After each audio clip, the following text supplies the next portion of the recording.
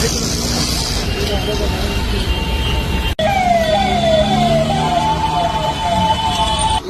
होत्या तिथं राहणाऱ्या सर्व नागरिकांना मी आवाहन करतो, त्यांचे चेहरे व्यवस्थित बघून घ्या.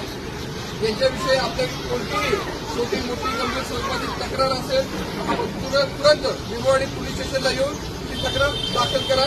त्याच्यावर कायदा सुसंगत कठोरात कठोर कारवाई करण्यात येईल याची मी आपल्याला ग्वाही देतो. दिनांक 17च्या नाईटला आणि 18 तारखेला एक फायरिंगचा प्रकार घडला होता.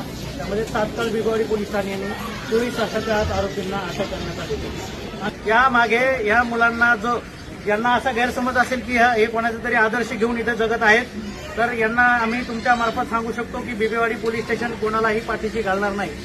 यांना आम्ही यांचा माज उतरवण्यामध्ये सक्षम आहोत.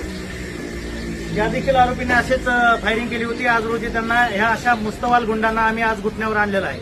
तरी आपल्या मार्फतीने आम्ही एवढं निवेदन देऊ इच्छितो की कोणीही बिबवेवाडीमध्ये घाबरण्याची गरज नाहीये. पोलीस तुमच्या पाठीशी आहे.